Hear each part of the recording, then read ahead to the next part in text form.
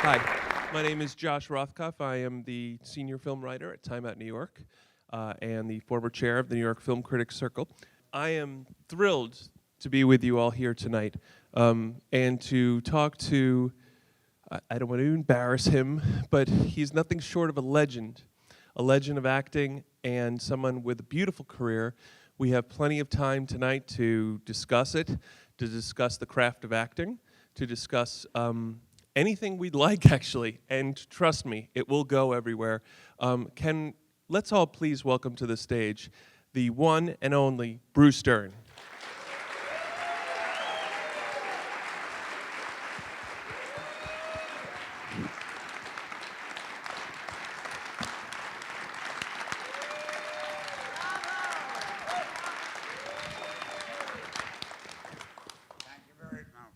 Thank you very much. Appreciate it. Let me make sure this is on. They said it was cold and you may not get anybody.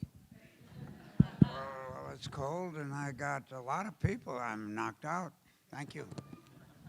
Thank you for bracing the weather. So tonight's conversation is going to extend over plenty of movies and plenty of life. Why don't we get started from the start? I don't know if many of us, or if many of our audience know your childhood history and where you grew up in Winnetka. Well, do they give a shit? I give a shit. I think we give a shit because this is unusual and not the typical story of how Mr. Dern got into acting. So tell us a little bit about your childhood and the kind of family you grew up with. Well, I'm from a area about 20 miles north of Chicago along Lake Michigan, which they call the North Shore. Forgive the expression, but that's what they call it. And there are two towns. I lived right on the border of the two towns, Winnetka and Glencoe.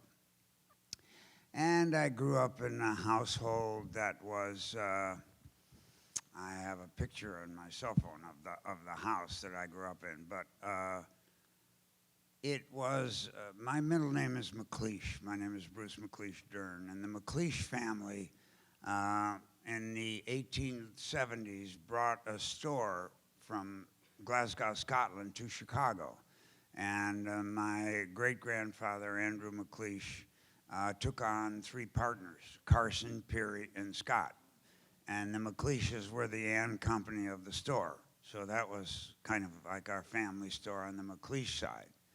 My father, John Dern, his father was the first non-Mormon governor of Utah from 1924 to 1932. And then President Roosevelt made him his Secretary of War in his first cabinet until 1936 when my grandfather passed away. My grandmother, McLeish, went to Wellesley where her roommate was Madame Shanghai Shek. But she wasn't Madame Shanghai Shek yet. She was just one bright Chinese lady of, certain kind of, I guess, member of the Ming Dynasty or whatever the hell it was. And so she had a lot of interesting games. So that's what went on. My father's law partner and best friend was Adlai Stevenson, because they were lawyers at Sidley & Austin, a firm in Chicago. And while I was growing up, he was governing Illinois, if you will. And he was the governor of Illinois for 8 years then before he decided to run for president. And so that's what went on in the household.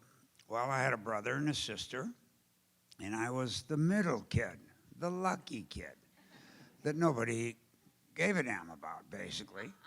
And while I was growing up, I used to push my food with my fingers. In other words, my fork would be here, and then I'd push the peas and beets and stuff like that. You couldn't get on the fork without using your hand. So from 7 to 17, I was forced to wear white gloves every night at dinner. So I would wash them, and they would be clean the next night. If I didn't, I had to have dinner in my room. My favorite people in the household were the help in the kitchen. We had, a couple. One was the butler and the chauffeur, and the wife was the cook. And they loved movies. And I used to go out and sit with them for hours and hours. They were my best friends, everything else.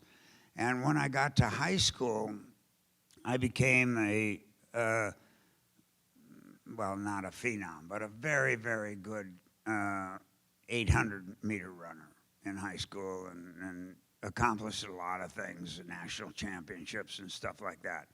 And everybody didn't like me. I wasn't even captain of my own track team because my family chauffeur drove me to my track meets instead of going on the bus with the team. And he would stand out. 800 meters is 2 laps around the track. And he would stand over at the 300-meter mark on obviously the first and the second lap too. And when I went by, he would give me my splits, what time I had there, and exactly, I mean, he coached me basically, although I had a very good high school coach. And they didn't like that because he had livery on. And New Trier was in a neighborhood where we didn't have a lot of a black population or any kind of minority population. And they were nuts about a guy in livery who was white asking, shouting out times, 54-2, you're behind, or whatever it is like that. So they didn't go nuts for that, and I didn't blame them. And so I went to this high school, New Trier High School, this in Winnetka, Illinois, without a drama program. Every year they put on a show called Lanyap, which is kind of a variety show. And from my high school, which is, the town is 12,000 people. The high school I think we had 500 a class, so it'd be 2,000 kids. The following people have made it to La La Land. Ralph Bellamy, Hugh O'Brien, Richard Widmark, Rock Hudson, Charlton Heston, Ann Margaret, Geraldine Page, Virginia Madsen, Penelope Milford, the little girl from Big, Elizabeth Perkins. I say from Big because she was good and big, and she's very cute. And my freshman year at New Trier, Don Rumsfeld was president of our senior class. And later on, Mr. Emanuel left the White House, and Rom had gone to New Trier. And not in my class because he was younger. But so that's the kind of neighborhood that we grew up in and stuff like that. And it was overly competitive. Unbelievably so athletically. I was a speed skater from the time I was 7 till 12, and you go in your little age groups, and I went all over the country because I was very good and won. And I skated, I'm not Catholic, but I skated for the CYO, and I had a little green uniform. I had to wear a little Irish leprechaun thing on my shirt. And I hated Notre Dame, but because they were close by near Chicago, everybody thought that, that's what you did. And so that's kind of what I grew up in. Every now and then at the dinner table would come various relatives of mine, or I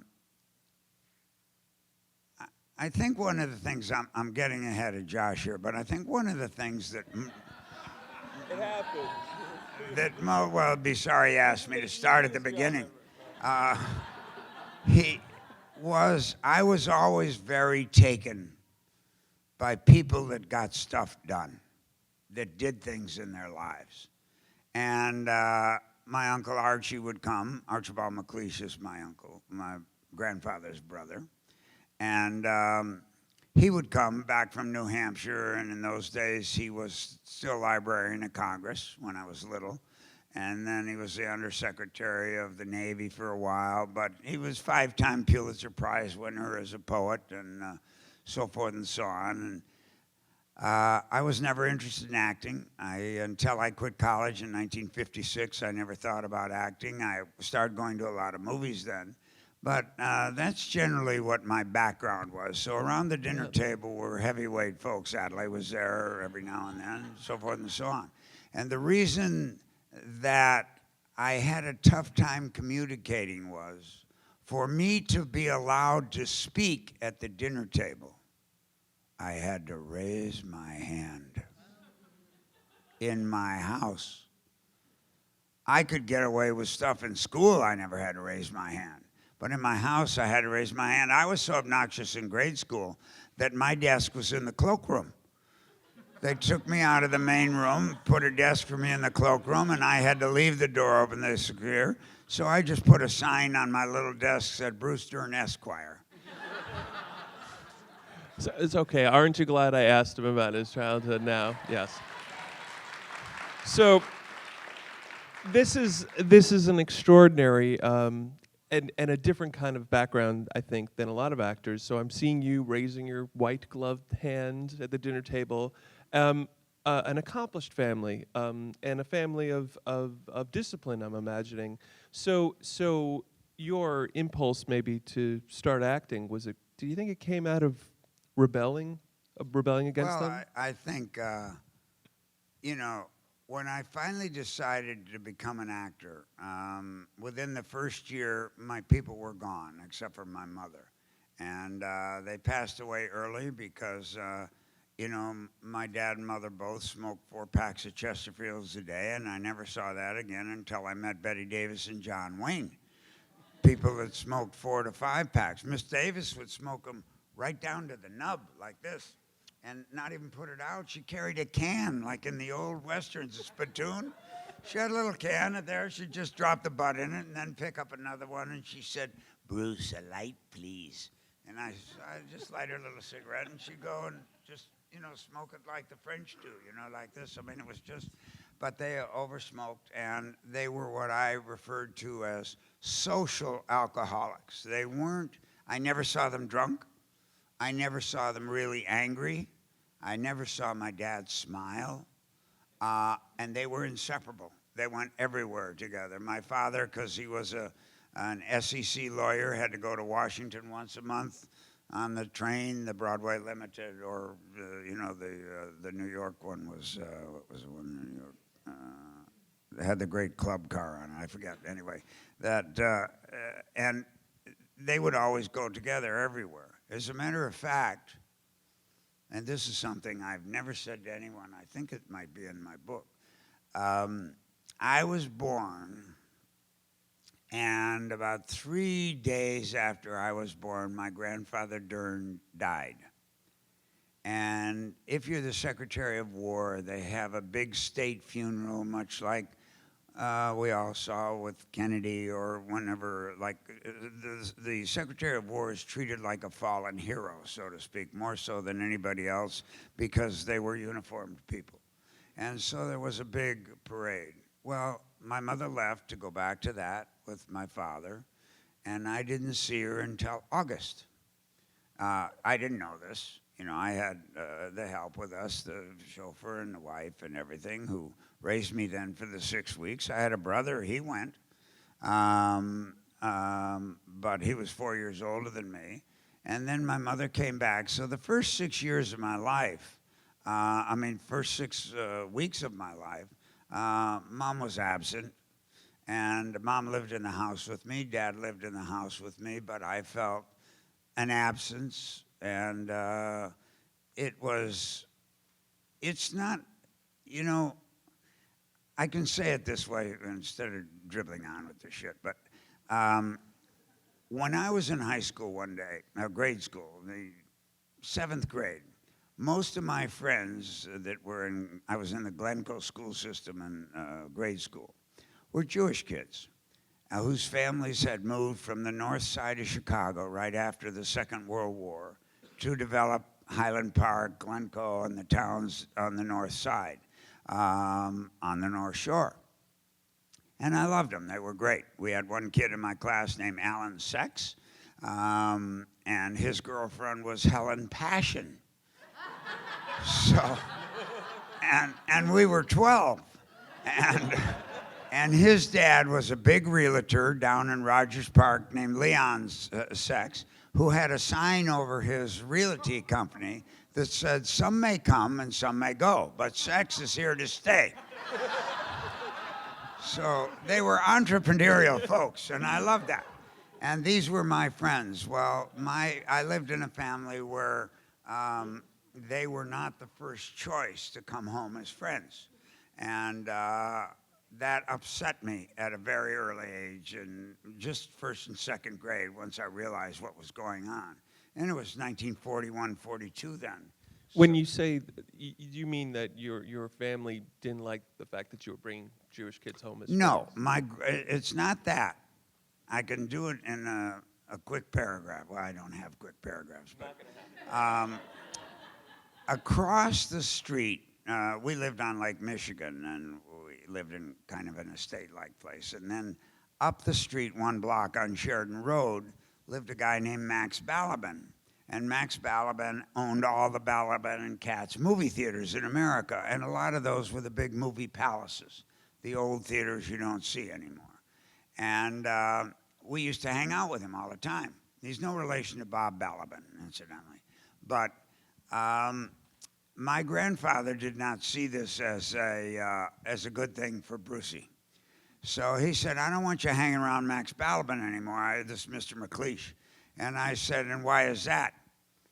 He said, Bruce, I don't want you hanging around him because he's not fair in business. He doesn't do business fairly. I said, what are you talking about? He does business on the telephone. He said, your father and Adelaide and myself, we go downtown to work every day. We take the train, and then we work on LaSalle Street, or him at Carson Perry Scott and Company, where he was president, chairman of the board, and owned the store, basically. And then we come home at night. I says, hey, and I called him Poppy. That was the nickname we called him. I says, yeah, but Poppy, who drives you to the airport? Well, Lennox. Well, Lennox was black, and Lennox had to wear livery. And he was another chauffeur that they had at that time. And I said, well, is that cool? And I'll just say this, and I'm embarrassed, obviously, to say this. He says he gets half a day off Thursday and a whole day Sunday. That's what I lived with. So that hit me early on, 8, 9 years old, even maybe a little earlier, and I didn't like that. And I would object to that. Mm-hmm. Well, Max Balaban taught us how to gamble. And see, your dad was all right. when we were 9 years old, we were betting Cub Scout baseball games. I mean, Den 5 versus Den 7 and stuff like that. Much less the Cubs and the White Sox or the Bears or the Cardinals then in those days that were there. So, and he didn't like all that. And I said, why are you upset? Because he does business on the telephone. I just told you. I said, but that's his job. He calls up and he gets the grosses from his theaters around the country, and he knows where he's at. He said, but that's not fair. He doesn't really have to leave his house to go to work.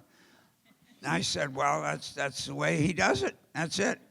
So I went home to my house. This was from my grandfather's house, who incidentally lived next door to his daughter, who was my mother. So that gives you an idea how close she was to her father, who really ran the family. I mean, my father kind of deferred to all that because he grew up in a household totally different. I mean, when he was growing up, his father was governor of the state. And then he went to Pennsylvania to college and law school, and then went to work here in New York City. He and Adelaide both for Sullivan and Cromwell, which was a big firm that John Foster Dulles' family ran. And then they went to Chicago to Sidley and Austin 2 years later.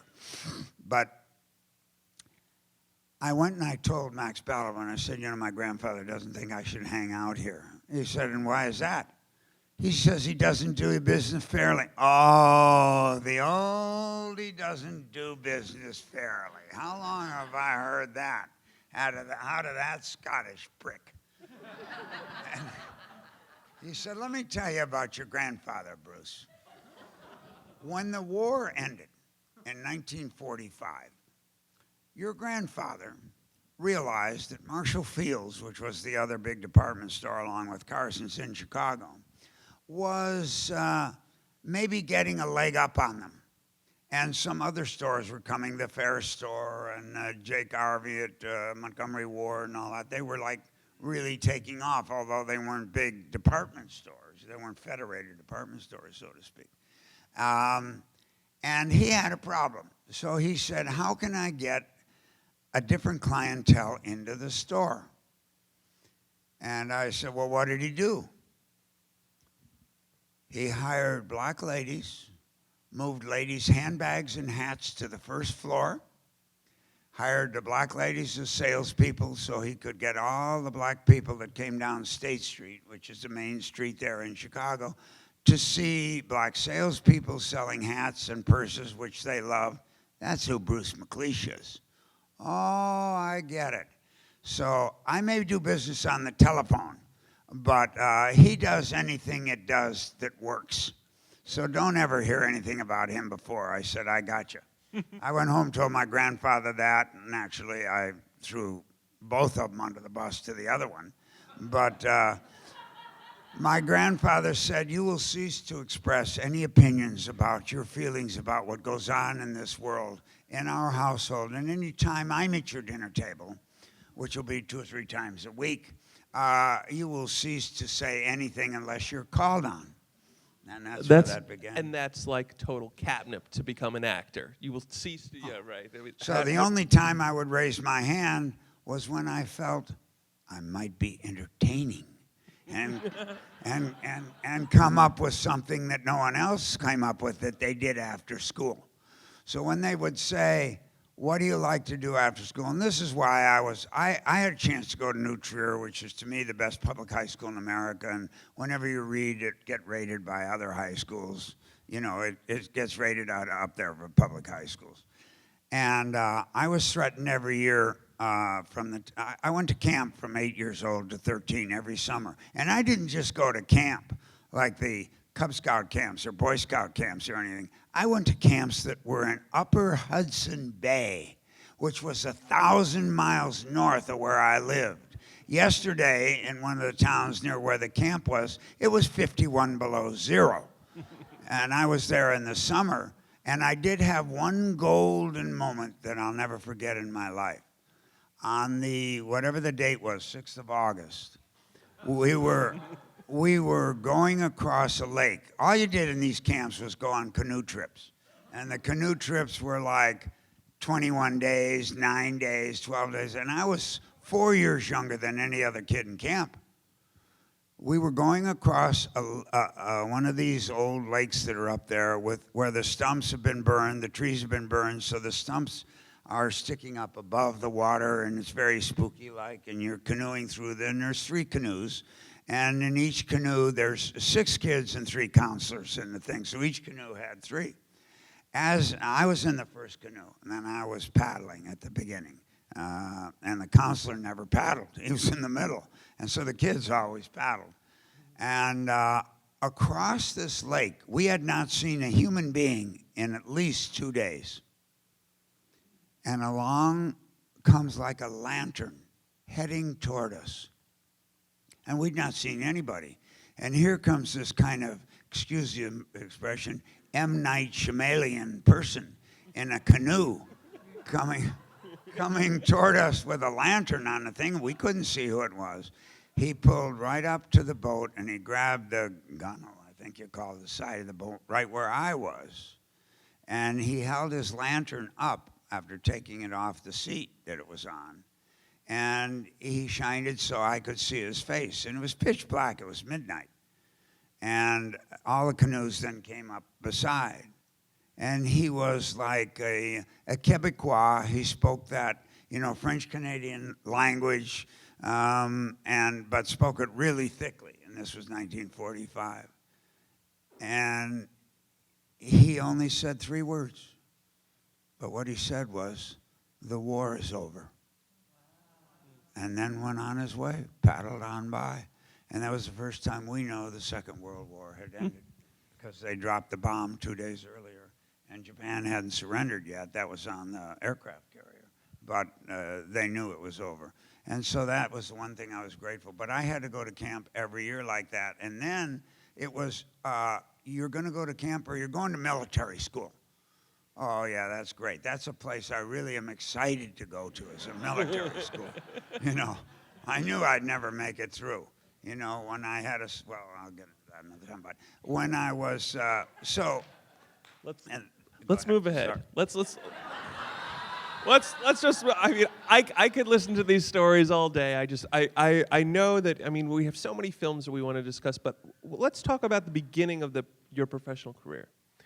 When you shifted over. I was at Penn. I quit college. I started to go to the movies in late 1956, and I was amazed that the people were reaching me that were on the screen. They were touching me. I was laughing.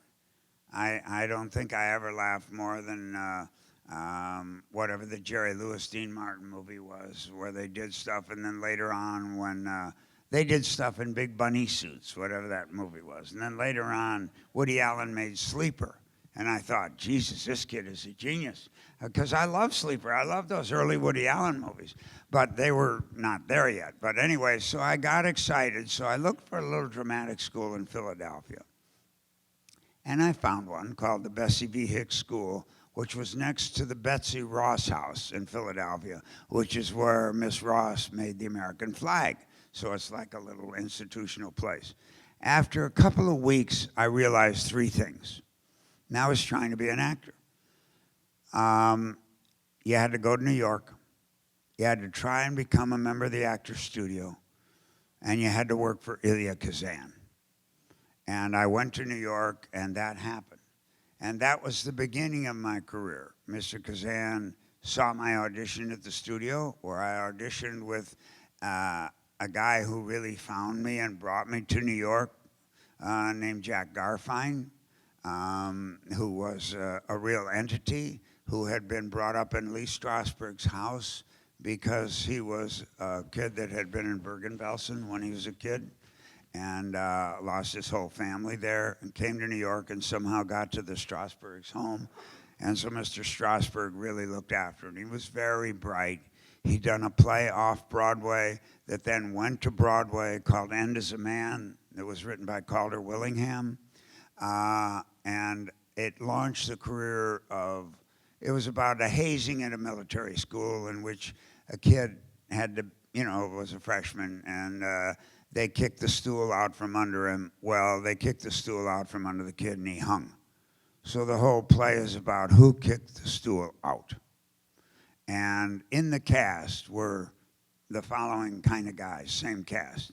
Paul Newman, Steve McQueen, Ben Gazzara, Tony Franciosa, Harry Gardino, Paul Richards, Arthur Storch, George Peppard, all left that, and they went to Broadway with it for about a month, and then they all went to Hollywood. Well, this was the year before I became an actor. So when I got to New York and went to the Actors Studio, all the guys were off in Hollywood having careers. And I was back there with Mr. Kazan and our 5 little people. Did I say their names already? Oh, no, there were 5 people he had under contract. He had little Brucey from Winnetka, who was the young one. Then he had Geraldine Page, Rip Torn, Pat Hingle, and Lee Remick. And we were like the little Kazanites.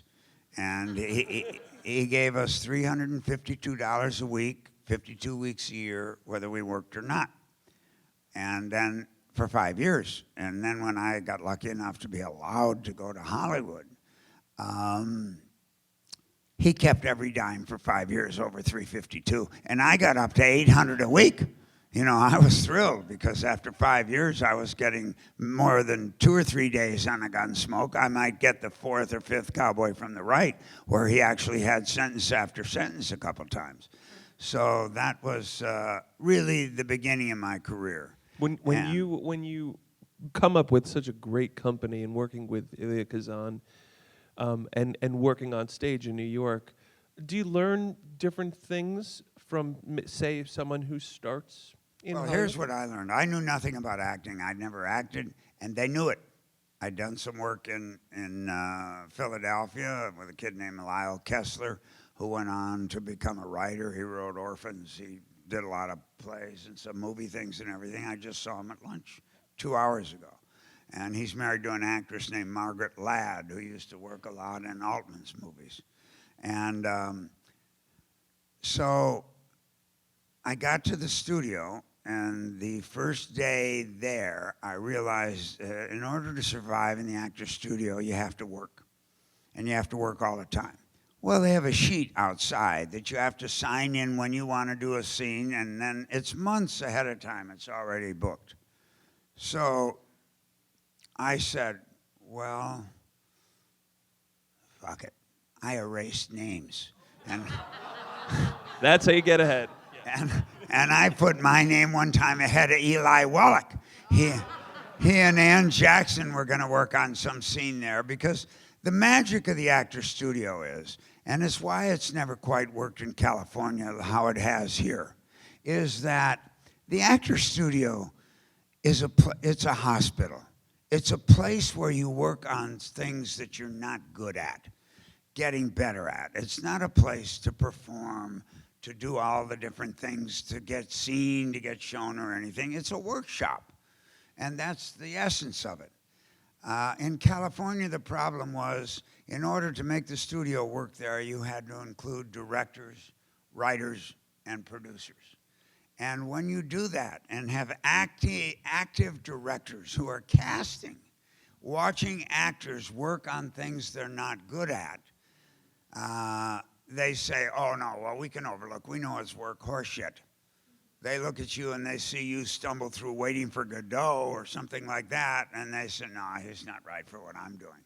And this is guys like George Roy Hill, John Frankenheimer, Franklin Schaffner, who are there observing, along with Roger Corman, who I got in, and Jack, who I couldn't get in, and Marty Landau couldn't get in because he was our emissary ahead of us with the studio. Because Lee didn't think Jack was charismatic. So now we know a little bit about Lee. And then Lee, my second day in the studio, well, anyway, to cut to the chase. The first 6 months I was in the actor's studio, I was never allowed to work on a scene where I had one word of dialogue. I was a silent partner in every scene I worked on, which turned out to be a tremendous blessing for me. But I didn't realize it earlier. And it was more Gage, Mr. Kazan, than it was Mr. Strasberg, because they didn't want me to have the burden of dialogue while I was developing my acting instrument, so to speak, which is just me. And because they thought I was kind of like a Frankenstein and somebody who had no bad habits yet, they didn't want them to creep in right at the beginning. So they had kind of somebody they could train the way they wanted to train him, which was let him build from the inside out from day one and start getting in touch with his heart and having the courage to share it publicly. That's why my company today is called Publicly Private, because to me that's what acting always has been about. To have the ability, when you go out there on the stage, or when they turn the switch on in a movie, to start from here. And at the end of that play or the end of that movie, you have to actually give up a piece of yourself. And you may not ever get it back, but you have a bank. There's nobody in this room that can't do what I'm able to do or anybody else can't do if you have the courage to expose your heart first. And be private with, be public with all the private things from your life. And it's more accomplished for me in Nebraska than it ever has been in my career. But, so that's what it was. And then finally they let me do scenes, and the first scene I was allowed to do was from Bus Stop, which is a scene with File, the sheriff, and the guy and the dog. And my dialogue was, what's the dog's name? Dog. No, I mean the dog. What's his name? Dog. And so you're sitting there with Carol O'Connor, and he's the sheriff, and you're the little numbskull that's his deputy. And it's a funny scene. It goes on 3 pages, and Dorothy Parker once wrote a short story called Here We Are, which is a couple gets married in Philadelphia, and they get on the train to go to New York for their honeymoon. And they have a hat box, and they have another box for the girl's hat, and they have another box with a cake in it. And the 2 actors I saw do it the first time were Mark Richmond and Doris Roberts. And Doris was like a young ingenue then, instead of what she was. And they get on the bus, they get on the train, they sit down in their chair, they put their packages up, and the one says, well, here we are. And the other one says, yeah, here we are. And those are the only 3 words said for 14 pages. Here we are. Well, if that's not a way to learn how to act, I don't know what is. I remember one time John Gielgud came to the Actors Studio when I was there, and Lee wanted to show the difference between the way he thought British prepared to act and Americans prepared. And we were always blown away by those guys. To this day, I would never even attempt Shakespeare, for Christ's sake. I don't even know what half the words mean, Art thou, wilt thou, I wouldn't have been good at it. And I don't think Americans do it particularly well. Chris Plummer is, but he's Canadian. And so, and Kenneth Branagh, guys like that, my God, I don't know how they do that stuff. But John Gielgud came, and he talked about, some of the plays he'd been in, some of the films he was in, and so forth and so on. And we all sat there kind of enraptured, but kind of in the back of our minds, there were people there who wondered really, well, how amazing is that? That you can do that you say a sentence 7 different ways and then found the right way that it should sound and do that. And still the human beings involved and everything else. And so Lee saw that the 55 of us in the room were like maybe a little smug. And so he said, John, do you think there is a way that you could show us quickly, unlike Mr. Dern is doing today, you could show us quickly that that's not the case? He said, yes, bring me a phone book. Lee got a phone book out of the back, gave it him, and he started with the A's, and he read every name on 2 pages of a phone book, and we laughed, we cried, we were touched, we were moved, and we said, shit, these folks are up to something. Because he's reading Adams, Adamson, just like that. And not addresses or anything, he's just going, but it was just a style that blew us away. And what it did to me was it made me realize that one of the things they do so well, and it's something Alexander brought up to me on the set of Nebraska. He said, when I think about this character and when I saw this material, the reason that I thought of you and sent it to you 10 years ago, I got the script 10 years ago last week. That's how long it took us to get the movie made. And I was one part, and the black and white was the other part. They were the 2 things that people weren't enthusiastic about, that were putting up the money. And the black and white actually more than me. They just said, no, there's no money in a black and white movie, and no one will get it, and so on and so on.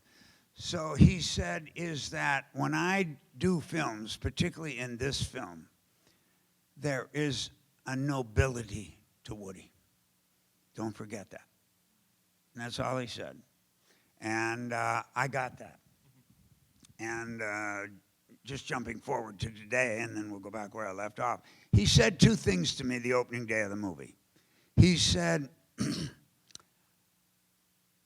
hey, you seeing anything this morning, this is 8:15 in the morning, that you've not seen before in a film you've been in? And I said, yeah, I think I do. Everybody seems to be pulling their oar. And he said, well, hopefully that's because we have an 87-member crew here, and 47 of them have worked every day on every movie I've ever made. So you have a family. And you know goddamn well right then that you don't just dare to risk on a scene or that day. You dare to risk every single take, because the man is sitting right where you are, as close to us. No monitor. He's got a hand monitor, but he's not looking at it. And he will not print a take unless he believes it really happened for the first time in front of him. And sometimes you can look over and his eyes will be closed because he wants to hear the conversation. And if he believes it, he prints it. And that's what you have. The second thing is, he introduces me to Phaedon Papamichael, who's a cinematographer. And he said, I wonder if you might do something for Phaedon and I that you've not done before in your career. I said, well, what's that? He said, I wonder if you'd let Phaedon and I do our jobs. I said, you've seen too many Jack Nicholson movies, you know. You did About Schmidt, you know. He said, no, I kind of said the same thing to him, but I'm saying it more to you. Don't show us anything. Let us find it. When he said that to me, I knew I had the first lifetime partner as a director I've ever had in my career. Because what he said to me was, you don't need to act. You don't need to embroider. You don't need to bring Dernsies. You don't have to push. I'll find the behavior. Trust me. And I trusted him. And if you look throughout the movie, not only does he do it with me, look at what Will does in the movie. Look at what June does. And Mary Louise. And Mary Louise, the first day, I didn't know she just won the Tony on Broadway for being the mother in Grey Gardens, for Christ's sake. I thought she was one of Alexander's actresses from Omaha, you know. And I embarrassed myself because I said, you find it hard to get work here? This is interesting because Alexander Payne is telling you to sort of let him do his job, but I think at the beginning of your career, you probably had to sort of find a way to stand out. You came out to Hollywood, you did a lot of Westerns, you fell in with Roger Corman, and you did a lot of those movies. I think the audience would love to hear, what exactly is a Dernsie? Because that means something very specific. The day I left, which was a Friday of Memorial Day weekend, 1961, the Actors Studio had a baseball team in the Broadway Show League. You know, each show has a team, and the musicals always, because they're stagehands play, and half of them are ex-Major League players. So they're going to be better than you are. But we had two great pitchers in the show league, in the actors part of the show league, Tony Lobianco and George C. Scott. And they were the best lob ball pitchers I ever saw. Lobianco was almost like Kent Tovey. I mean, his hand was almost on the ground when he released the ball. And I was playing a Sunday version because the Actors Studio was real good. And I had on my first baseman was Paul Newman. My second baseman was Ricky Nelson. David Nelson played third. Jimmy Kahn was my shortstop. Peter Falk played third a lot of the time. And various people like that. Well, my right fielder was Johnny Strasberg, who was Lee Strasberg's son. And he could hit well. So after we played, you played until you lost in the park on Sundays. And ultimately, you wanted to play the Park Rats because they would win every game they'd play, and we would win. Now you'd play at 4 in the afternoon. So we played 4 games. We're getting ready to play our 5th against the Rats.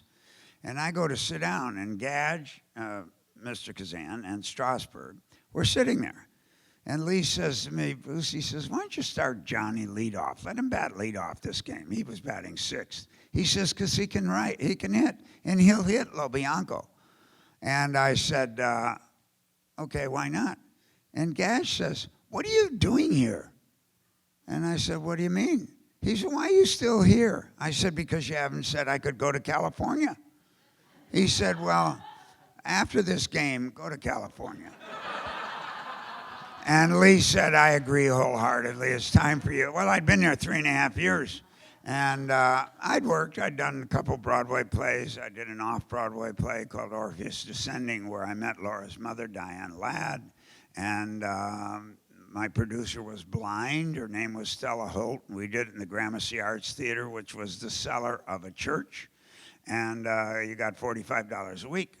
And it was a Tennessee Williams play that had not worked well, that they had just made a movie of called The Fugitive Kind, which starred Marlon Brando, Joanne Woodward, and Anna Magnani, yellow. And so we, that was that. And then Gage said, he said, now look, kid, when you get out there, understand something. It's going to be a very long, hard process for you. And I said, really, I'm 24.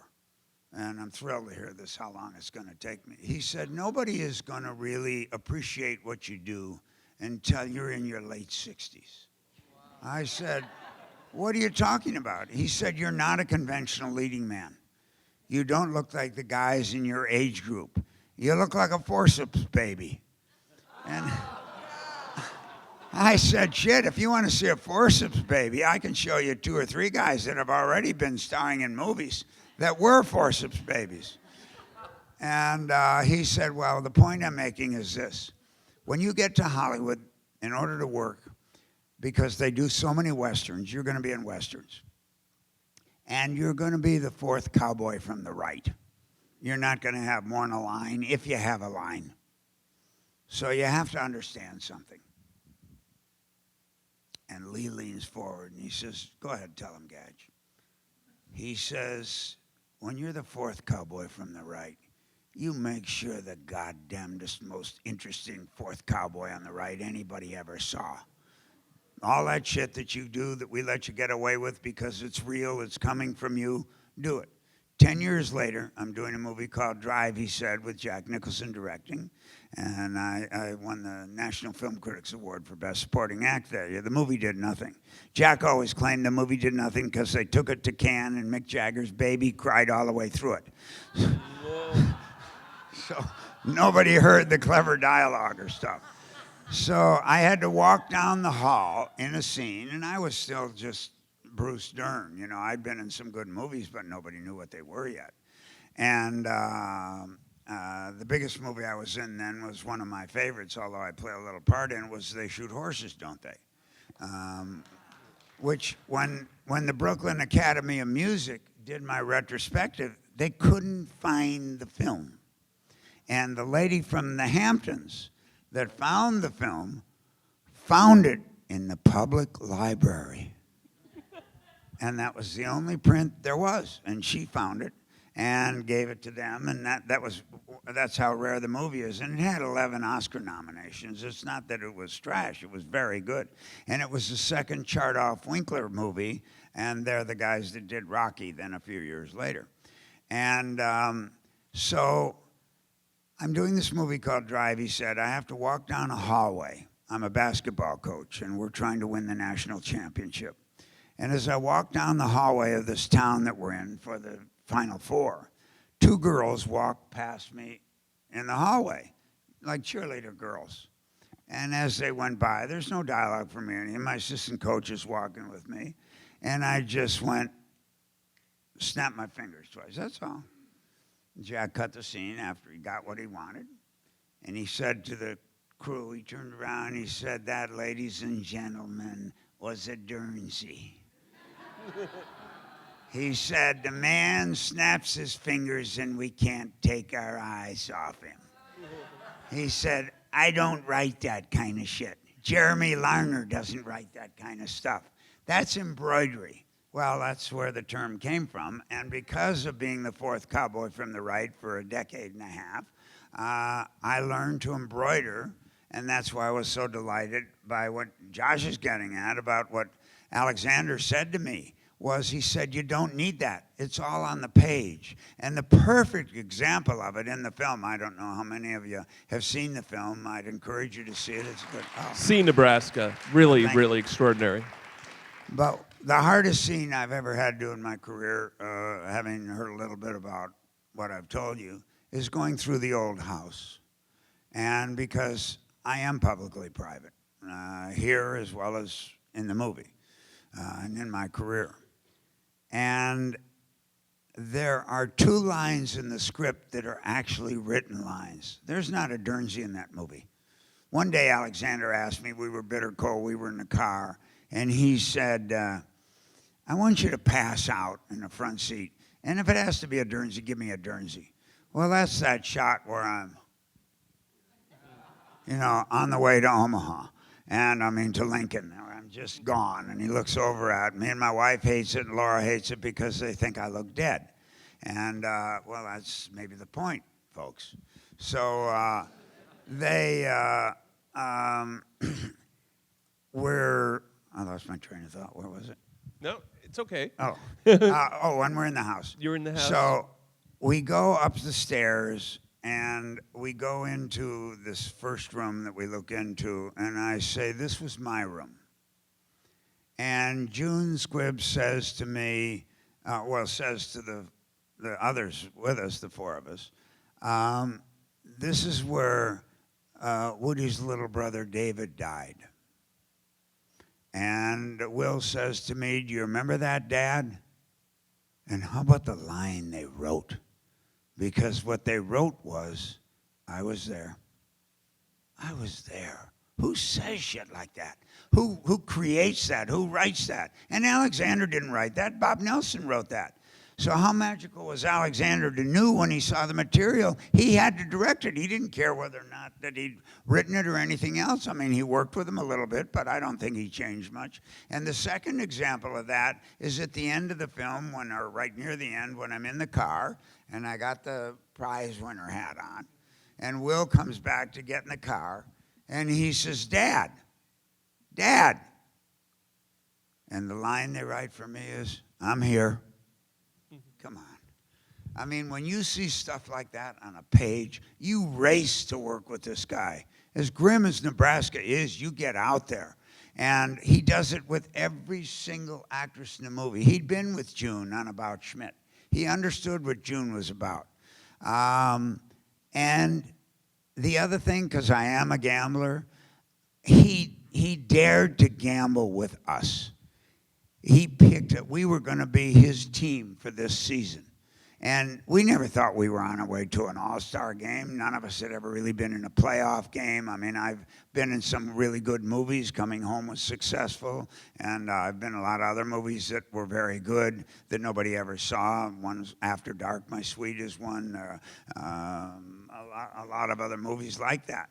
But we never had the feeling making the movie. We had a feeling that we'd been blessed because we'd been picked by Alexander Payne to be there. And he'll tell you, 85% of his job is casting. And I told Will the first day in the car, he said, God, I said, you look a little white, bud. He says, well, I have to sit next to you for 8 weeks, so that makes me a little intimidated. And also, the process, I'm not sure I understand. I said, Will, the man put you here. And you know why he put you here? He said, no, he never really told me. I'm shocked to be here.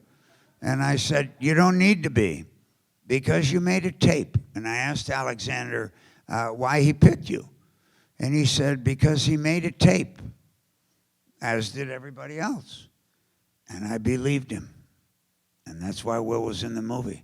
Because Will did something on the tape nobody had ever seen him do before, which he didn't push. He didn't try and be funny. He just was Will. And Alexander, and of course it's acting what he does in the movie, and of course it's what I do. We're all acting. But the point of the matter is, we knew that as a collective team, that if everybody sacrificed what might have gotten them to that set way years back, this man put us on that set because we were people that he felt could be the people he wanted to make the movie about. And if there's any magic to Nebraska, that was it. And when we started out on the journey we're on now, Josh is one of the first people I think that ever saw the movie, but we took it to Cannes. And Alexander got on the plane with us on a Saturday night to go to Cannes, where it's already Sunday, and we're going to have a premiere 3 days later with a wet print. He just finished striking the print at 4:30 and went to the airport. So we're going with a film that nobody's ever seen. We've seen it, but now it's an actual print of it. And the most exciting moment I've ever had in my career, well, I can't now, I got to say one of the top 5, but maybe the single most. There may be more. The amazing most. Was the immediate reaction when the film ended at Cannes. I've never been in an audience where and we're talking 2,000 people in the gym. That's a big gym at Cannes, that big Palais Theater. And the immediacy of the response and on their feet and applause. And I'm standing next, they were excited with what they just saw. And Alexander was standing right next to me, and he poked me in the ribs, and he says, "The Frenchies get it." Just imagine what happened when we speak English for English. And so he was excited about it. One of the really special things about Nebraska is we get to see you in a leading role, and really it showcases your talents, and it showcases you in a very kind of quiet and complex way. But I know that when you, even 10 years into your movie career, this was a rarity for you to get that kind of spotlight. I sort of pick Silent Running maybe as maybe was that the first? That was the first your one. first leading role? Yeah. Can you talk to us about that? Because you had been, you got a reputation in the late 60s and early 70s for playing a certain kind of character, like a kind of psychopathic, crazy characters, and blowing up the Super Bowl and whatnot, and Black Sunday.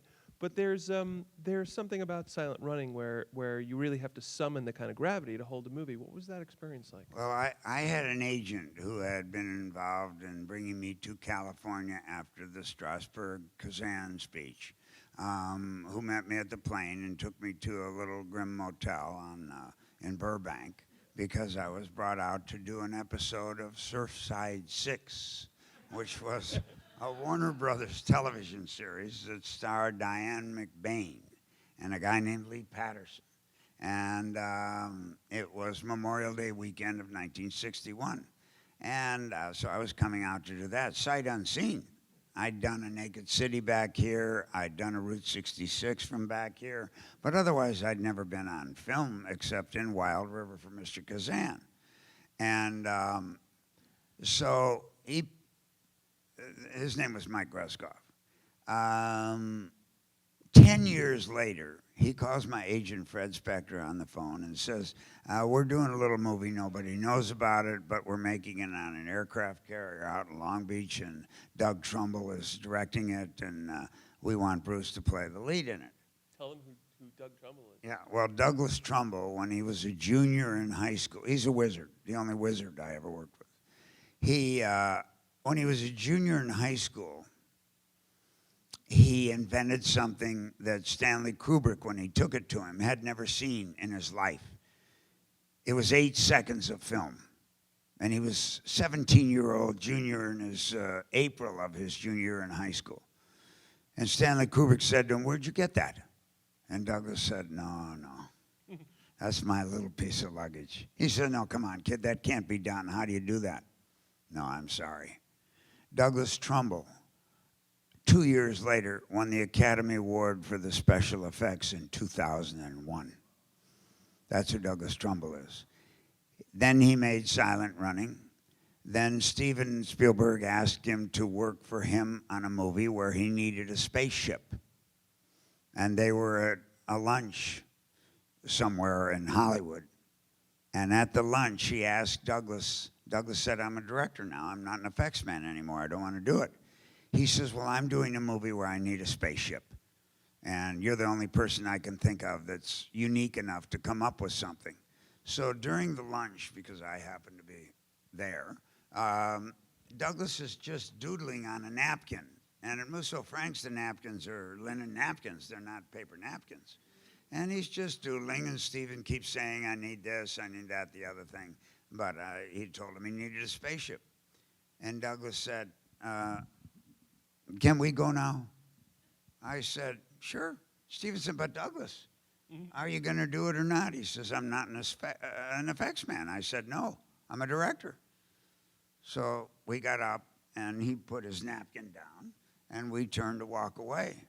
Steven looks at the napkin because there's, a whole thing on it. And Steven looks at the spaceship for Close Encounters. And he said, "What is this?" He says, "It's your spaceship." No, what is it? Of course it's my spaceship, but how do you come back with that? He says, "It's a 180-degree view of the front of a Seeburg jukebox." Well, if you look at the old jukeboxes, they lit up. They had spikes on them. They changed all different kind of colors. They sung out. And if you complete it around the back, it's a spaceship. If you cut the top and just use that. Well, that's why the kid is a wizard. He made one other movie. And while he was making it, and there's some brilliant stuff in it. The movie's called Brainstorm. And halfway through it, Natalie Wood, who was a star, died. So he had it starred Christopher Walken, Natalie Wood, and Robert Wagner. And isn't there not some interesting, fabulous stuff in it? It's a really good movie. So tell us, he contacted you about silent running, and you were actually acting against robots. They went, as I'm driving in this little guy's Volkswagen out to meet Douglas. In the car, Douglas is there. But they're taking me out to see the aircraft carrier, where we're going to start shooting tomorrow. Nice. I hadn't finished the script because I only got it an hour earlier.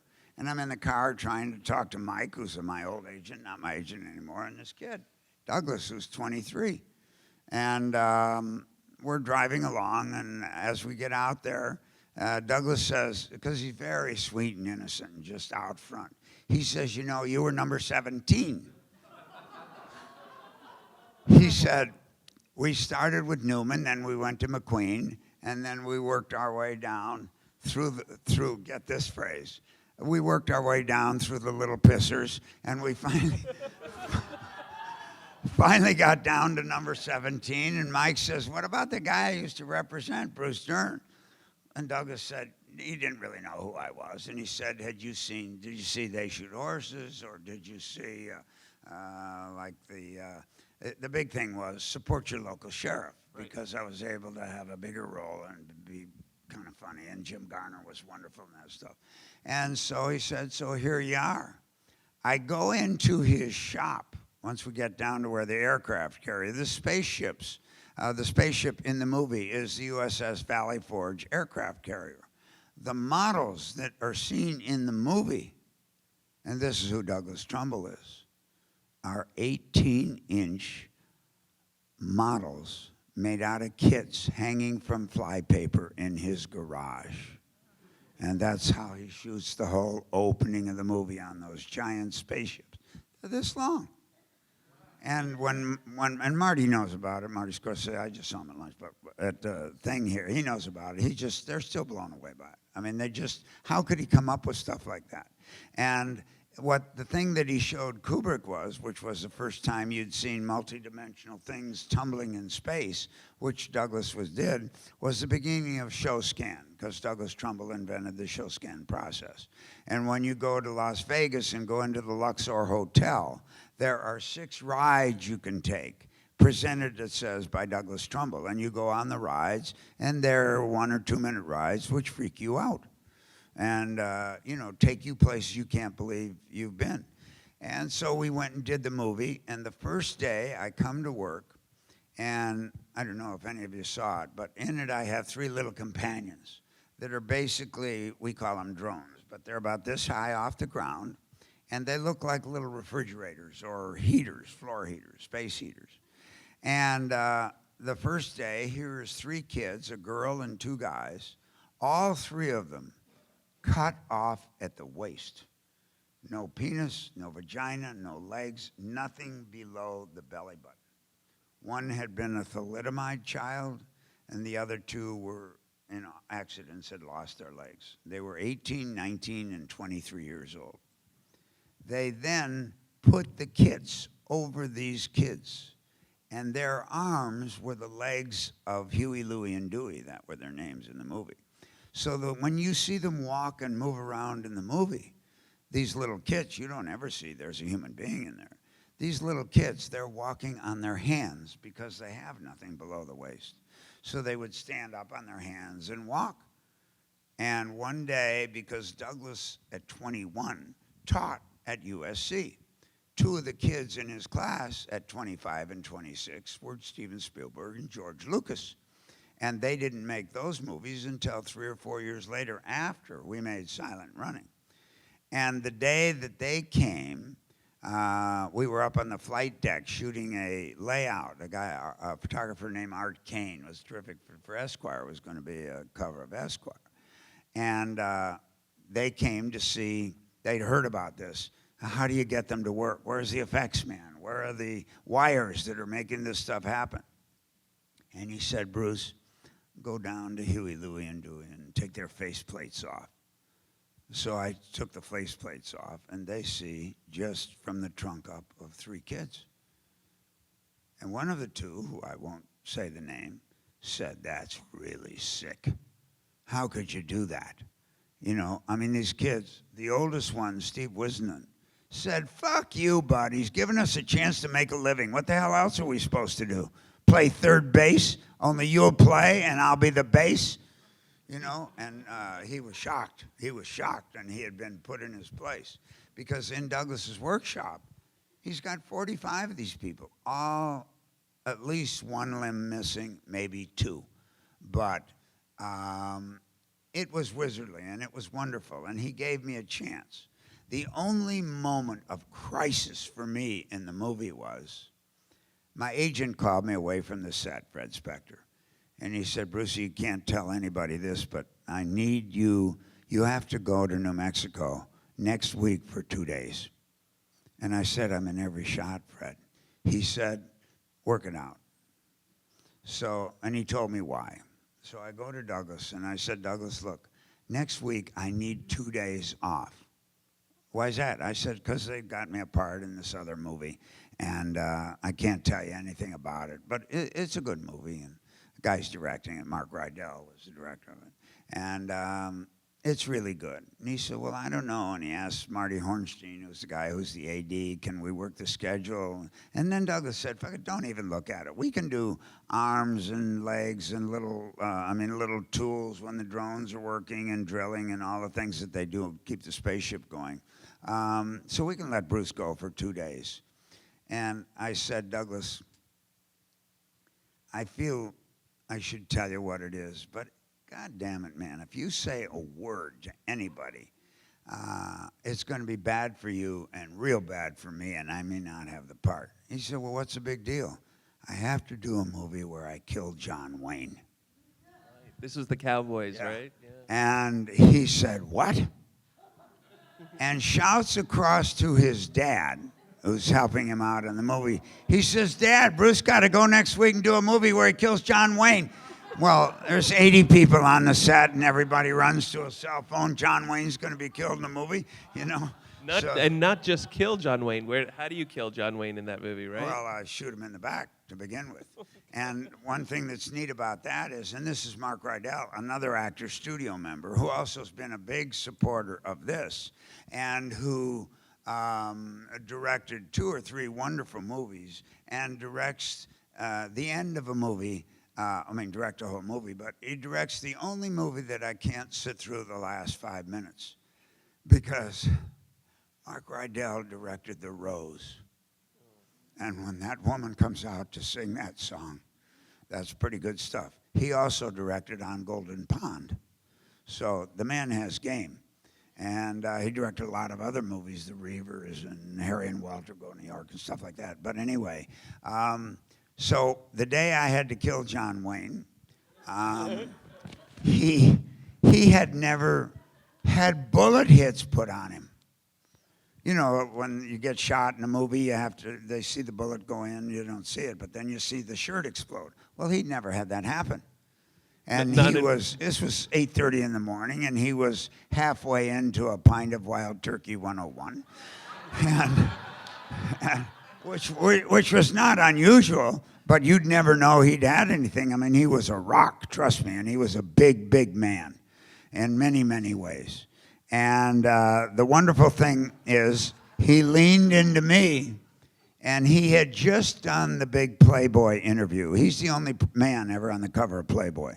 And they did, this is 1971, and they did an 18-page piece on him where he ripped everybody in America except the people who lived out on Little Balboa Island in Newport there with him, the yacht people. And otherwise, everybody had grimness to them. And he leans into me, and he grabs me by my lapel, and he says, "Ooh, they're gonna hate you for this." I said, "Maybe, but in Berkeley, I'm a fucking hero." He put his arm around me. He turned me to the, 85 members of the crew that were there, and he said, You heard the line, that's why this brick is in my movie. Because he understands bad guys can be funny. Otherwise, we wouldn't be talking about them 150 years later. And the exciting thing about my generation, and I was telling, I was sitting at this luncheon, John Gabriel was sitting next to me. And he had worked for he's a singer, but he'd done 2 Howard Hawks movies at the beginning of his career, Red Line 7000 and El Dorado. And he played little parts in both. And so we were talking at lunch, and I said, you know what, we were lucky. When we came to Hollywood, our age group from Broadway, we got to work with the legends. And there were still legends, and they were legends. And why? Because they were bigger than life. Not just was Wayne an enormous man, 6'6" and 285 pounds, but they were just bigger than life. My first day in Hollywood, I walk on a set, and there's Bette Davis and Joan Crawford. And I'm doing a movie called Hush, Hush, Sweet Charlotte. And they have to cut my head and my hand off in the movie. You built a special relationship also during this time with Alfred Hitchcock, and you appeared in 2 of his movies. He was another one. And see, my problem is, as I go through this, I have a fairly good memory, and I remember shit that I heard and saw that is unbelievable. On my first day on this Hush Hush Sweet Charlotte set, this is getting to what you're doing, Miss Crawford quit the movie first day, because they'd just done Whatever Happened to Baby Jane a year before. And the 2 ladies had kind of had it with each other. And Betty was very locker room with Miss Crawford, and vice versa. So Miss Crawford fled. And the next day, she came back to the scene and said, I'm sorry, Robert Aldrich was the director, very good director, and said, oh, Bob, I'm sorry. What I did yesterday, you got to forgive me for it. I'm very sorry I behaved like that or anything else. It's just, she pisses me off. And this is in front of all of us. And Betty's just sitting in her chair like this with a Chesterfield right to about here, not even looking at her. And she says, I'll do my hair and my makeup. They've been done in the car, so I'm ready. I won't hold you up at all. I'll put a lip liner on, and here we go. And as she says that, she turns, and Miss Davis is here, I'm here, and there's a chair here, which Miss Crawford sat in yesterday, and somebody else was in the chair. And she turns and sees the other lady, and she walks over toward her, and she says, why, Livy, what are you doing here? It was Olivia de Havilland. What are you doing here? Bette Davis never looked. Cigarette in her hand. She's playing your role, cunt. Never heard that story. They had replaced Miss Crawford with Olivia de Havilland, who was there. About a week later, I said to Betty, I said, she is really a grand dame. I mean, she's, big stuff, Mr. Havilland. Very sweet, very kind. I don't know how many Oscars she won, but at least 2, and nominated a bunch of times. You look at, I don't know. Well, the heiress, just look at the heiress. There's one if you want to talk about seeing a guy get his heart broke, Montgomery Clift. So she says, and Betty says, she's a tough dame. I said, you're kidding. She said, she's 17 years old, or she's 18 years old. She has been hired on a set to star for Mr. Hitchcock. She's at work. Her mother comes to work about her 4th day of working and brings Livy's sister with her. Hitchcock takes a look at Livy's sister, who's 16, and just stops in his tracks. Those 2 sisters never spoke after that day, because the sister was Joan Fontaine. And Olivia de Havilland, and Miss Fontaine just passed, and Mr. Havilland is still here. And Betty said, now how hard is that? That's hardcore. And I said, I said, well, what are they like? She said, they're both princesses. They're both the best. And when I went to Mr. Hitchcock, then, 15 years later, I said, I sat next to him every day on Family Plot. And I wasn't going to miss it. So I pulled my chair up the first day, and I knew him because of his TV show. I'd done 2 or 3 of them. People don't know, he directed every one of his half-hour episodes of Alfred Hitchcock Presents. So he was always there. And I had done Marnie. I played a little part in Marnie, so I had a little relationship with him. And the first day of work, I sit down next to him, and I said, "Why me? I mean, what'd you pick me for?" He said, "Bruce." And he can't move to the side because he's an enormous man. Everybody thinks he's a little short guy, but that's because he stood back. He was easily 6 feet tall when he stood up and weighed about 290 pounds, but it was all girth that went back this way. So when he would sit, he'd sit in a little director's chair, not the big tall ones. And when he had to get up, his sides, because they were so beefy, were sticking through the slit in the chair between the arm and the seat. So when he get up, the whole chair would go with him. So on this particular day, I said to him, "Why me?" He said, "Bruce, in my office, I have 1,422 perfect frames on a bulletin board, but none of them are entertaining. So you and Barbara," meaning Barbara Harris, who was my partner in the movie, who was a fabulous actress, and that's why you and Barbara Harris are here, and you're particularly here because you're unpredictable. And Mr. Paquino wanted $1 million. Hitch doesn't pay $1 million. And secondly, all Guidos must have their names spelled phonetically. He was talking about Al Pacino, but he called him Paquino. And so...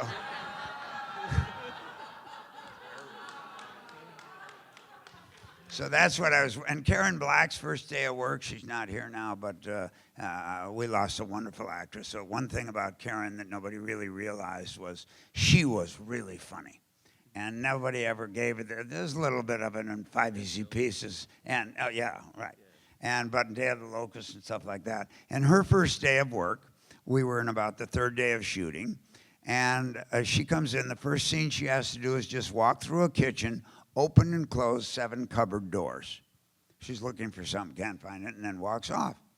So she comes up and introduced herself, and they'd met before. So he said, "Are you ready, Karen?" "Yes, sir." "All right, action, roll," so on and so on. She goes and she does it. Opens and closes every 7 door, and goes off. Cut. "Thank you, Karen. Now, boys, we're over here." And the whole crew starts to move to go over here. Karen stops, says, "Mr. Hitchcock." "But Mr. Hitchcock."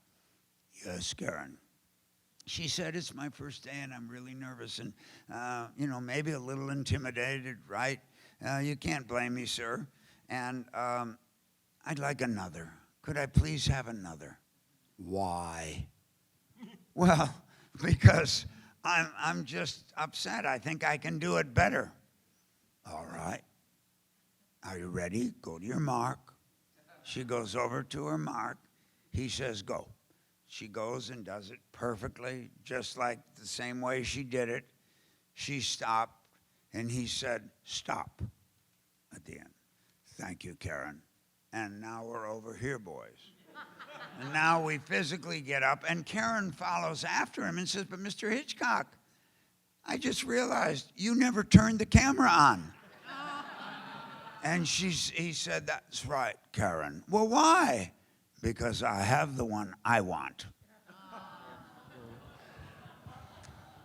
So at this point in your career, Family Plot, Silent Running, you have a reputation, and you're getting notice. But I do sense a sort of a shift, I think, in your career with The Great Gatsby, which I think is a film that we've all seen and loved, and you're terrific in that film. Thank you. There was that big remake last year, but we all returned to the one that you were in with Redford. It's such a fascinating film, and you have a hard role in that.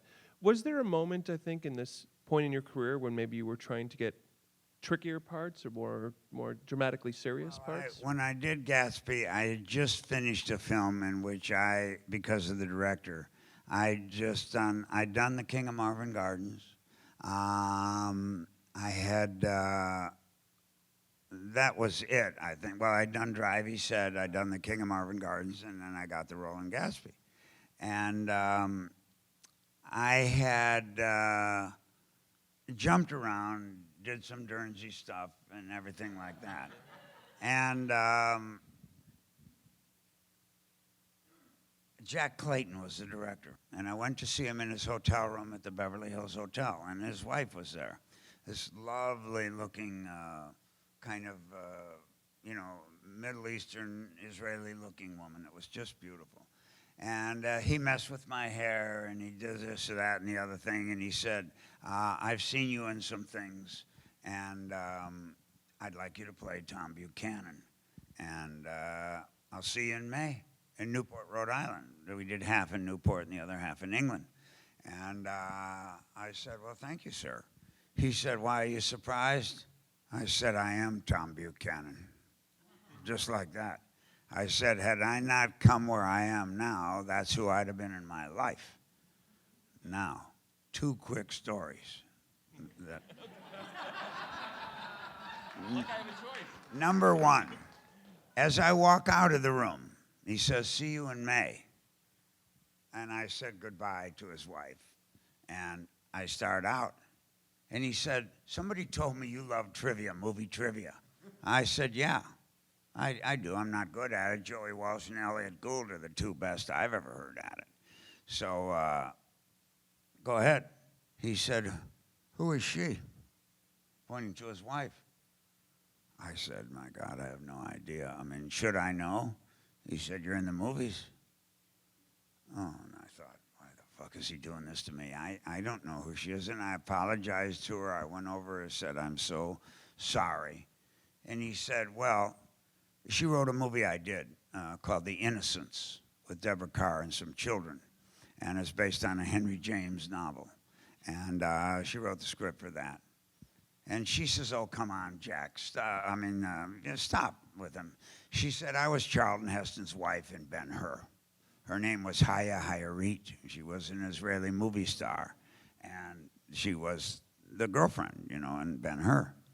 So then I get my hand on the door and I turn around and he says to me, and Jack Clayton was one of the 3 007s during the Second World War who walked around Europe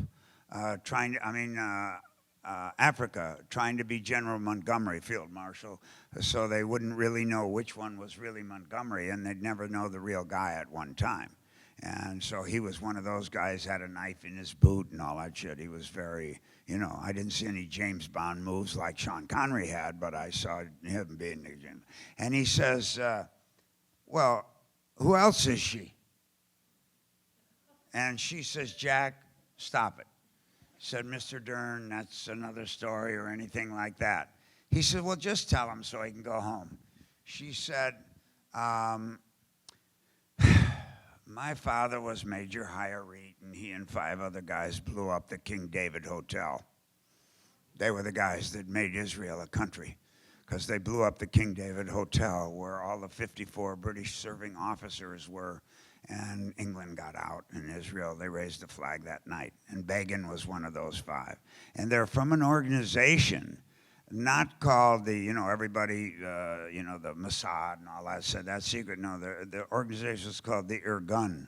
And I don't know much about Israeli politics, but they were the same guys that helped go get Eichmann in the South America, like years later. Anyway, so that was my opening. Now, I go to Chicago because Redford didn't go out to push Gatsby, and Mia was having a baby. So it was left to me to go out and kind of push the movie and open it in 3 or 4 cities. Well, I'm from Chicago, so they said, you come to Chicago. I'm in a room in my hotel doing an interview with Gene Siskel and Roger Ebert. And Roger, they had just started as a team, but both worked for different newspapers. And, and Roger had been very helpful because he kind of discovered, he and Joe Dante, who was a critic in Philadelphia then, kind of discovered silent running and helped put us on the map and me on the map, so to speak. And I was doing an interview, and there was a knock on the hotel door, and Stan Rosenfeld, who was my press agent at the time, goes to the door, comes back into the room, white, just ashen. I said, "What's going on, Stan?" He said, "There's someone at the door that wants to talk to you." I said, "Come on, Stan, you know, I'm busy. I'm doing an interview with you." He says, "You have to talk to him."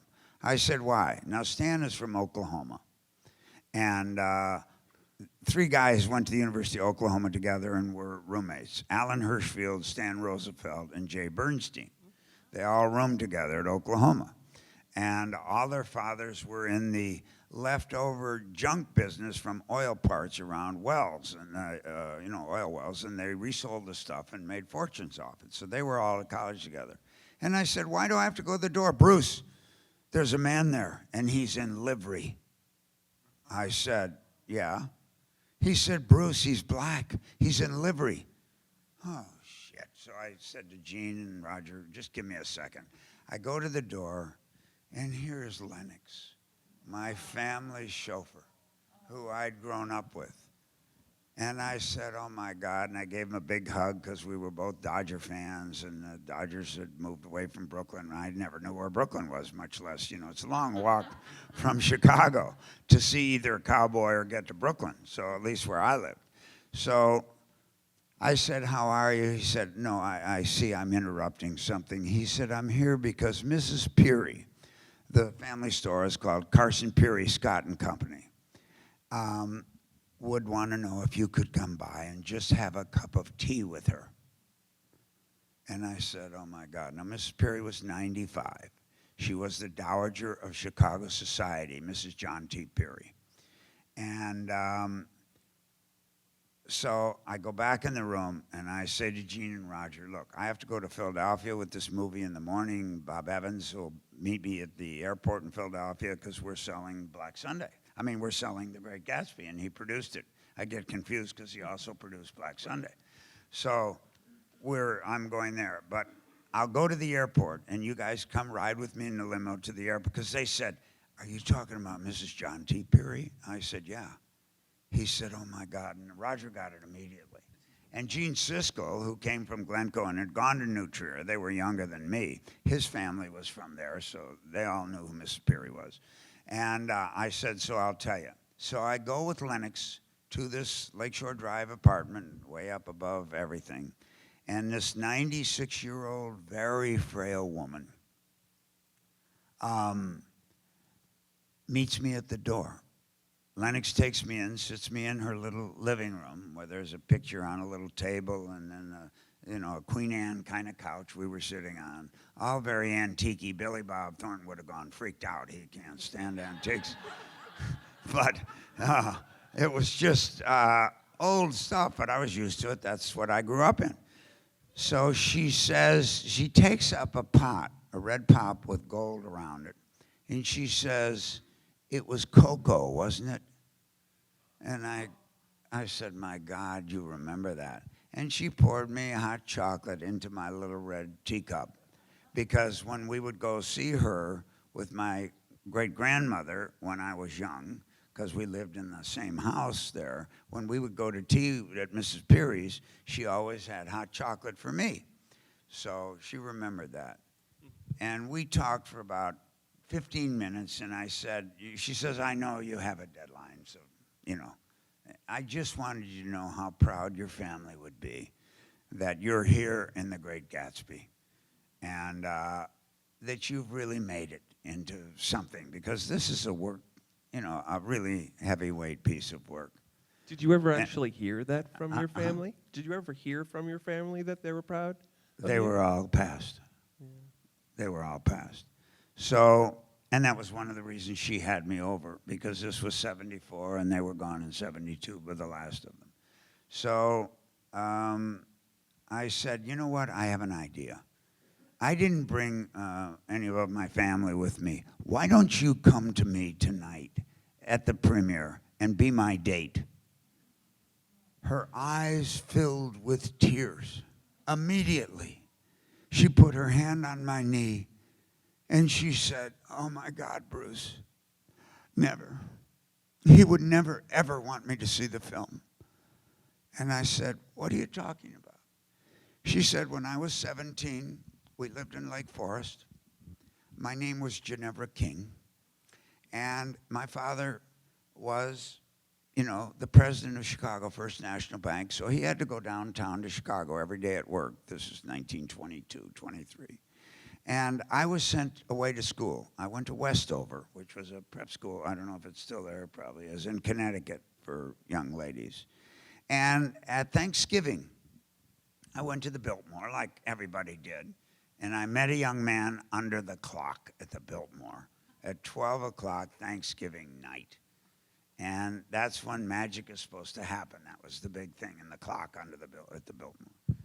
And I fell in love, and he loved me. And I asked him home for Christmas. And he came to Christmas at my house. And there was my father, my mother, the help who was in the kitchen, and my man and myself at the dinner table. After dinner, my father asked my young man into the library for cigars. So he got up and he went in. And my father said to him, basically, "What are your intentions with my daughter?" And he said, "Well, sir, I think we love each other." And he said, "And you're planning to marry her?" He said, "Well, I would hope we would get to that state, but there is a very strong bond between us that I haven't felt before. And at 17, she hadn't held before. And so I look forward to that." He said, "What do you do?" He said, "Well, I work for a very famous writer. And I'm kind of like his assistant. He dictates to me, and I write down, and I throw out an occasional story to the Reader's Digest or McCall's magazine. Those are the things. But he is a big, big writer." "Well, would I have heard of this man?" He said, "Well, I would hope so." "Yes, sir." "Well, who is he?" "Well, his name is H.L. Mencken." "Oh, so where does that mean you live?" He says, "Well, I live in Baltimore." And he said, "How much do you make?" He says, "I make $25 a week." He said, in Brucey terms of today with a Dernsey, "Here's the drill, bud. Tomorrow morning, day after tomorrow, because the next morning was Christmas, my daughter and them will take you down, and them will take you down to the train station, put you on the train, the city of the Capital Limited, which went to Baltimore and Washington, D.C., and you will go home, and you will never contact her again, nor will you ever see her again." And she's just describing, and as she says, "Nor will you ever see her again," the tears really start falling down her face. So much so, I put my hand on her shoulder, and this is Mrs. John T. Peary, folks, and I said, "God, I'm so sorry. What happened?" She said, "Bruce, I can't go to your premiere because I'm Ginevra King. I'm the girl in Summer Wishes, Winter Dreams. I'm Daisy Buchanan because my man was F. Scott Fitzgerald." How about that? The next morning, Roger and Gene get in the car with me. I tell them that, and I said, "I don't want you to write that." And just last year, there became a search because of the new Gatsby to go find out who Daisy Buchanan was.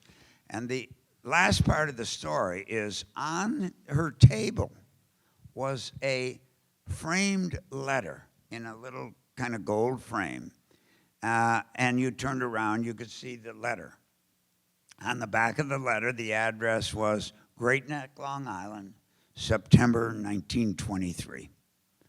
On the front of the letter, she said, "You can go," she's really crying now, "You can go ahead and read it." At the only time they ever contacted, he wrote her a letter apologizing for picking on her and bullying her when he wrote and made her Daisy Buchanan. And in the letter he said, "It wasn't you. It's just your locker room of ladies, all of you together, are folks to beware."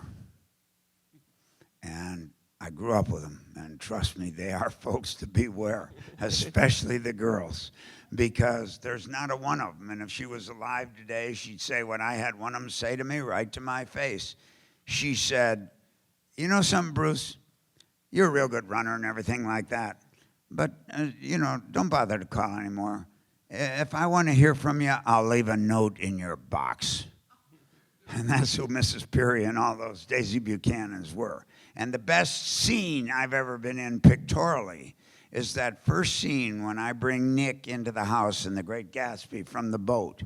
And I walk into the house, and here are these two absolutely beautiful women in white silk dresses and white silk furniture with silk white curtains blowing in the wind, Mia Farrow and Lois Childs. And my God, if that doesn't say what The Great Gatsby is about. And I met Leo. I'd never met Leonardo DiCaprio until a couple weeks ago, because Paramount is doing our movie and also did Wolf of Wall Street.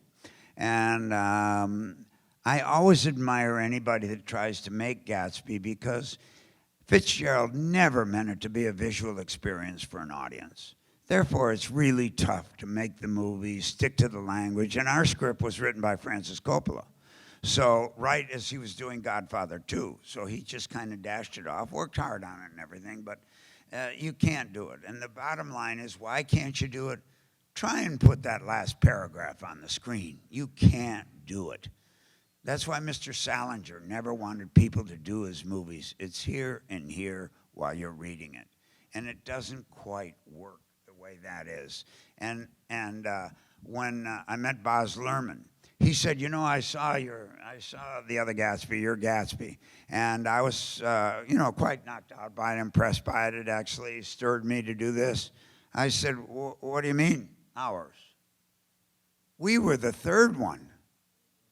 He said, and we're the fourth? I said, no, you're the fifth one. And he said, what do you mean? I said, 1936, they made it with Wallace Beery and Betty Field. 1948, they made it with Alan Ladd and Betty Field again. Then we made ours. And then in 1990-something, Mira Sorvino made it for HBO. And now his is the fifth. Well, they were shocked. I mean, they didn't understand that. So, anyway, sorry for the digression. No, it's fascinating. You've told us so many great stories about your movies and making them. I would love to hear an anecdote from you about a major professional moment in your career. I say this, your first Oscar nomination with Coming Home, which was probably the moment, I think, in many of our minds when you really broke through. And what was working on that picture like? Well, it was a movie that was kind of odd at the beginning, because I wasn't in it. John Voight was cast in my role, and I wasn't in the movie. But I lived in Malibu Colony, and on my street lived Jerry Hellman, who produced Gatsby. And he and his two teammates, John Schlesinger and Waldo Salt, had done two movies together, Midnight Cowboy and Day of the Locust. So now they were doing Coming Home as the third. And Waldo Salt had a stroke and went into an oxygen tent. So they had no writer. And John Schlesinger started the movie. After one day, they went to Daly's, and Mr. Schlesinger said, guys, I don't think I'm the right guy for this movie. So Jerry Hellman, that afternoon, went down the street, found Hal Ashby, because he lived on the street too, next door to Mr. Frankenheimer, so it was a little towny, if you mean, and said, Hal, I got a movie. I need you to do it. Hal was in the hot tub. Yeah, Jerry. Put it over there. I'll get to it. No, I need you to read it, and I need you to read it now. He says, come on, Jer, what's the big deal? He said, I need you to shoot Thursday. It was Tuesday. Hal said, no, I'll read it later. He said, no, you're going to read it now, because I have to sit here and watch you read it to know you've read it. why do you have to start Thursday? Why can't we push it? Because the same day we started shooting yesterday, they started shooting 2 other films, The Deer Hunter and Apocalypse Now. Ours is a little tiny movie about Vietnam. Theirs is full of pyrotechnics and great storytelling and everything else. And if we don't continue shooting, there'd just been a United Artists, switch in hierarchy, and they won't let us do the movie. They'll just cancel it because it's $4.5 million. So that's the movie. For those of you who have seen it, I appreciate that you saw it, but there are 2 stories in it, because I'm a storyteller, that'll tell you more than about my experiences on the movie. The first one was Saturday night in Palm Springs. I won the Lifetime Achievement Award. Jane Fonda presented it to me. Yay.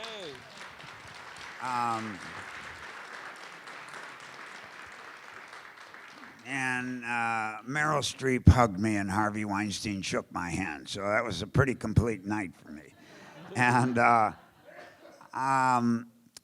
Jane's braveness on that movie, we all know what she went through in the early 70s.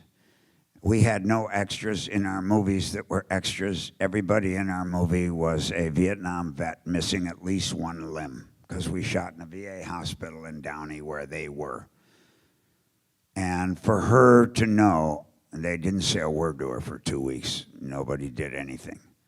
And she took them to a dinner, just them and her. And I think, she got it right with them and presented her viewpoint. And they got it, and they gave it to her. During the course of the movie, Olivia Cole, is that Nat Cole's other daughter? Natalie Cole, and then what's the other daughter's name? Anyway, the other daughter was in the movie. She was a friend of Jane's. This is Nat King Cole's daughter. And she's playing a nurse. And in the morning, it was chilly, and she had a sweater on. So in the afternoon, when they were shooting, everybody was hot, and she took her sweater off. And Hal Ashby said, go over and tell Olivia, whatever her name is, to put her sweater back on, because we can't match what we did this morning. She didn't do it, and he fired her on the spot. He said, you're gone. She said, well, I'm cold. He said, it's movies. You have to match what you were in before. And it wasn't freaking. It was about 60 maybe, something like that. But she was upset. That was the first thing I remember. The second thing is, there were 2 scenes in the movie. I'm all about what goes on in movies that makes movies. Like in Nebraska, Will Forte's performance. He's the linchpin to the movie for me. But in this movie, about the end of the first week, Waldo Salt wrote a scene which was a rap session with totally invalided amputees, 7 of them. And they were in their usual rap session. Well, Hal hired their psychiatrist from those sessions to be the psychiatrist in the scene. And there's no dialogue written in the scene. So Hal says, now we're going to shoot now, guys, and anything you want to say, you can say. But in the script, it says, forget the script. I want to shoot a rap session. So give me a rap session. Then he goes over, like Kazan would do, and whispers in the psychiatrist's ear, this is the question I want you to ask him.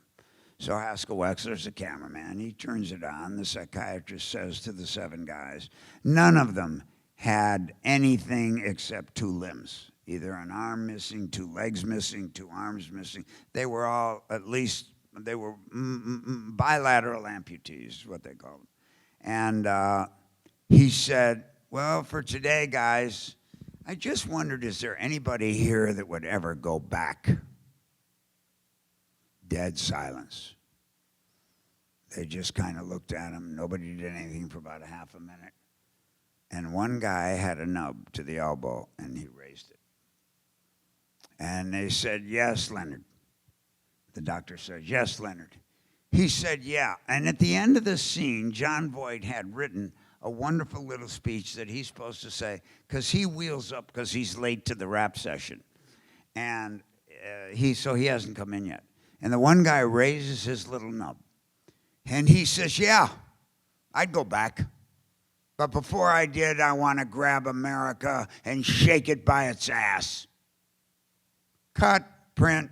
John comes whipping down the hall with his little, 10-line speech that Waldo wrote that was wonderful. And he said, but Hal, he said, hey, bud, we can't beat that. And so that's in the movie.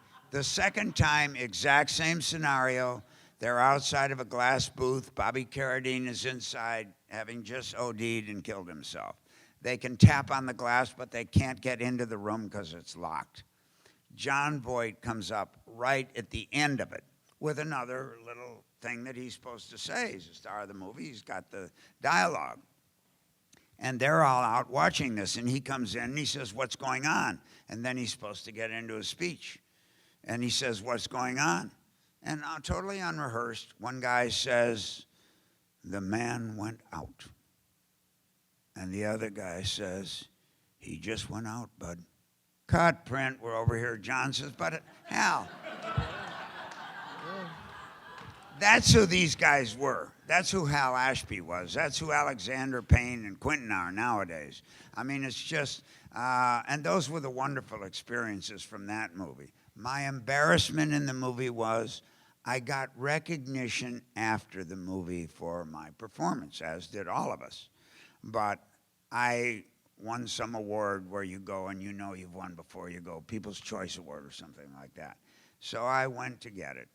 And it was the only award I got for the movie. And I was Best Supporting Actor, and I was thrilled. And I had to get up and say something.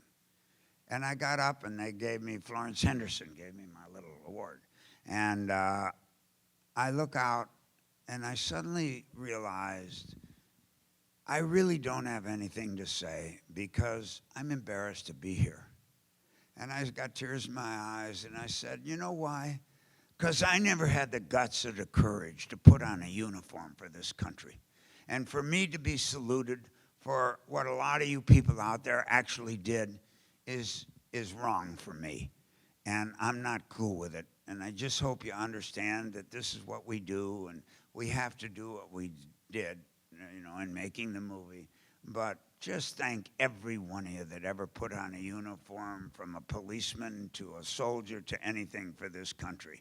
I'll never, ever forget that part of making this movie, and that's what the movie went to me. And ever since then, every time somebody comes up to me who was over there and did that, they come up, and if they know it's me, and they put their arms around me and thank me for that performance. And it knocks me out. Because those guys did that. I'm just an actor. They did that and had to come home. And a lot of guys did what I did in the movie at the end. They just left. I could sit here and talk to you all day, and there's so much we could get. I know. I've tried to integrate as many of their questions as possible, but I'm getting a signal that I think we have to conclude for today. But can we please all thank Mr. Dern for his time? Do another 2 hours. Thank you all. I appreciate it.